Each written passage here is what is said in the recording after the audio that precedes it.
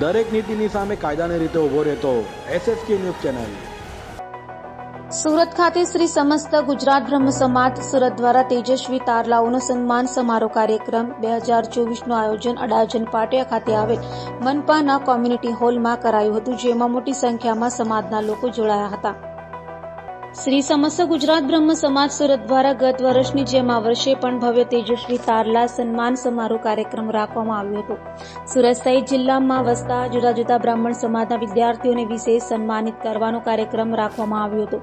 વિદ્યાર્થીઓના શૈક્ષણિક વર્ષ 2023 થી 2024માં શિક્ષણ, રમતગમત અને સાંસ્કૃતિક ક્ષેત્રમાં સિદ્ધિઓ હાંસલ કરી હોય તેવા બ્રહ્મ સમાજના 111 વિદ્યાર્થીઓને સન્માનિત કરતા હતા।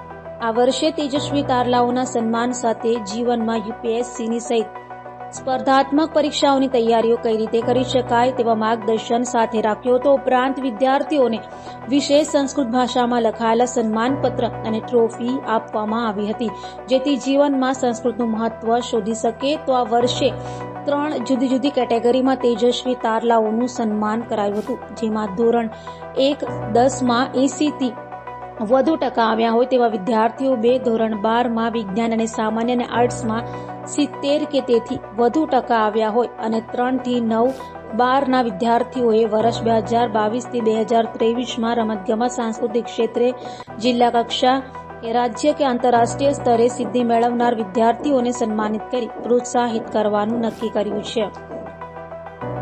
મારું નામ જયદીપ ઘનશ્યામ ત્રિવેદી, પ્રમુખ શ્રી સમસ્ત ગુજરાત બ્રહ્મ સમાજ સુરત તથા મંત્રી બ્રહ્મ સમાજ દક્ષિણ ગુજરાત। જયદીપભાઈ, આજે શેનો કાર્યક્રમ હતો અને એનો ઉદ્દેશ્ય શું હતો? આજ રોજ સમસ્ત ગુજરાત બ્રહ્મ સમાજ સુરત દ્વારા સુરત શહેરમાં જે બ્રાહ્મણના બાળકો ધોરણ 10 અને 12માં ઉચ્ચ શ્રેણીએ પાસ થયા, જેમ કે ધોરણ 10માં 80% ઉપર અને 12માં 70% ઉપર તથા ગત શૈક્ષણિક વર્ષે ધોરણ 9 થી 12માં રમતગમત અને સાંસ્કૃતિક ક્ષેત્રે જેમણે જિલ્લા સ્તરથી ઉપર જે સિદ્ધિ હાંસલ કરી છે તેવા કુલ 111 બાળકોનું સન્માન કરવામાં આવ્યું હતું। શું વિશેષ થીમ છે અને એનો હેતુ શું છે આ કાર્યક્રમનો પાછળ? મૂળ તો બ્રહ્મ સમાજ હોય એટલે સંસ્કૃત એ વિષય સાથે એક પૌરાણિકતા અમે એની સાથે સંકળાયા રહ્યા છીએ અને અમારા દરેક કાર્યક્રમમાં અમે સંસ્કૃત થીમ પર જ અમે આ કાર્યક્રમો યોજીએ છીએ। જેમ કે આજે જે બાળકોને અમે સન્માનપત્ર આપવાના છે તે પણ અમે સંસ્કૃતમાં બનાવ્યા છે અને સરળ એકદમ ભાષામાં જે કોઈ પણ જોઈ શકે તો એને ખૂબ જ વાંચી શકે, સમજી શકે એવી સરળ સંસ્કૃત ભાષામાં બનાવ્યા છે। સાથે જે મહેમાનો અહીંયા આવ્યા છે એમને પણ અમે સન્માનપત્ર જે આપીએ છીએ તો એ પણ અમે સંસ્કૃત થીમ પર લીધા છે।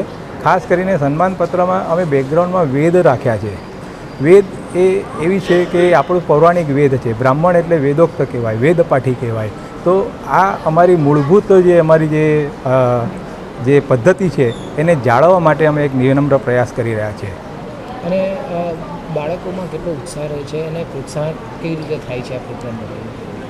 સમસ્ત ગુજરાત બ્રહ્મ સમાજ દ્વારા પ્રતિ વર્ષ આ ધોરણ 10 અને 12માં તેજસ્વી વિદ્યાર્થી તથા રમતગમત અને સાંસ્કૃતિક ક્ષેત્રે જેમણે સિદ્ધિ હાંસલ કરી હોય તેવા વિદ્યાર્થીઓને અમે સન્માન કરીએ છીએ અને દર વર્ષે અમારી સંખ્યા વધતી રહે છે।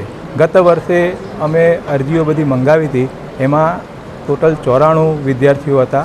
આ વર્ષે અમે 111 વિદ્યાર્થી સુધી પહોંચી ગયા છે, એટલે વિદ્યાર્થીઓનો સમાજમાં પણ ખૂબ જ સહયોગ મળ્યો છે અને વિદ્યાર્થીઓનો ઉત્સાહ પણ ખૂબ બમણો દેખાઈ રહ્યો છે।